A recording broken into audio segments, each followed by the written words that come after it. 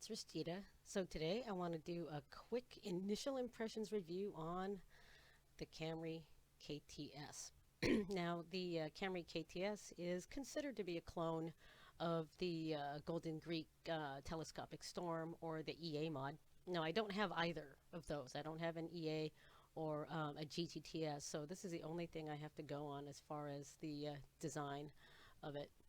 But it looks really cool. It comes in straight up chrome and the chrome and brass, and obviously I went with the chrome and brass, and it's got a nice look. It's turned some heads in the last couple days that I've had it. But before we get into the specifics about this mechanical, let's go ahead and take a vape on it.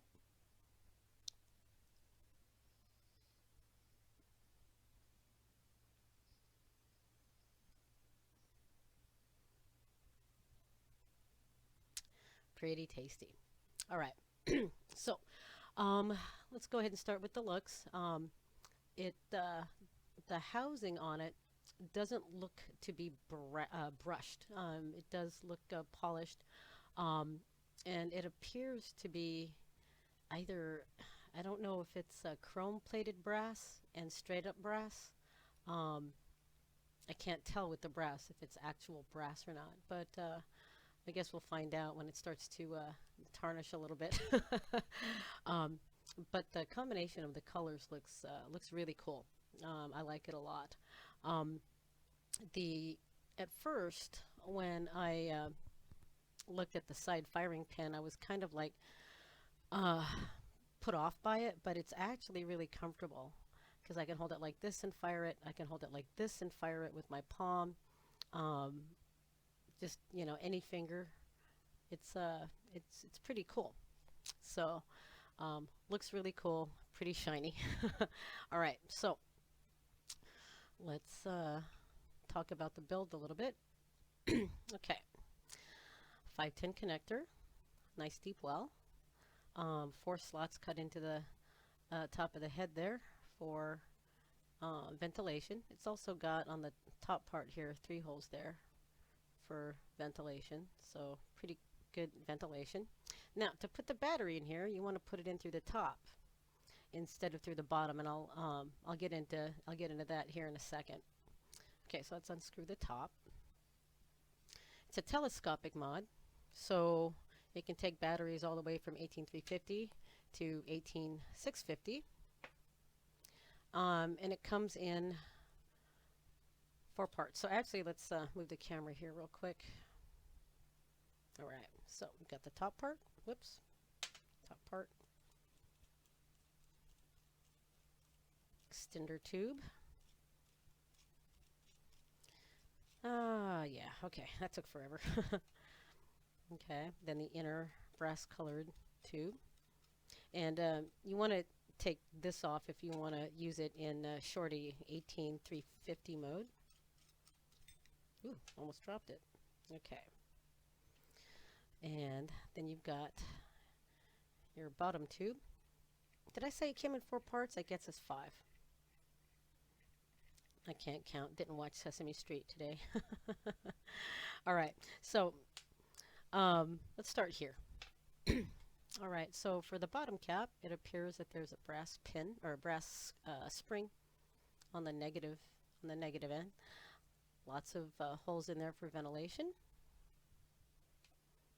And to the next part, there's also ventilation holes here right above the firing pin. All right, now, speaking of the firing mechanism is why you cannot put the battery in from the bottom, because as you can see, the firing pin extends in there. So you can't put anything up in there. You have to take the battery and put it up through in through the top of the unit. Now, is that a detriment? Not really. But you want to make sure that the bottom is screwed in before you put in your battery. And here's why. The first time I put in a battery, I put it in through the top, and then I tried to screw this on. Well, if you do that, then you get marks on the bottom of your battery. I don't know if you guys can see that, but you can see that there's a little circle that was formed by the brass spring.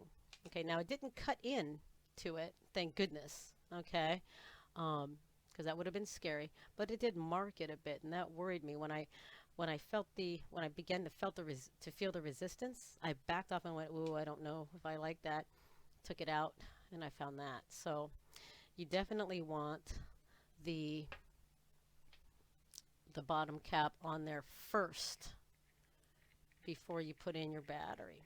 Okay, and then you adjust the tubes to make sure that the top fits on there. And if you do that, then you won't mark the bottom of your battery, or God forbid, start cutting into the bottom of your battery.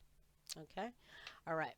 So now, as far as the vape quality, you know, I got it for 24 bucks at fasttech.com. So for 24 bucks, if you're expecting a high quality vape, well, you get what you pay for. Now, I found that it works just fine for being a less expensive mod, and looks pretty good for being a clone of a GGTS or an EA. So I've got no complaints there. So, you know, I figure if I'm looking for a really high quality vape, then I might as well go out and get a Provari, right? But I don't have that kind of money right now. So, but other than that, it looks great. It's a great looking mod. It feels sturdy when you get the battery in there. So it doesn't really feel cheap, so to speak. I've seen some reviews where people say that it's kind of cheap feeling, but when you put an 18650 battery in there, it feels pretty sturdy. Even with a 18350 or an 18500 in there, it feels pretty sturdy. So, you know, for what it's worth, I think it does a great job for vaping. I do look forward to getting into RBAs sometime soon, and going full mechanical. However, I want to do a lot more research on RBAs and getting a little more experience with vaping. Before I do that, I've only been vaping since last September.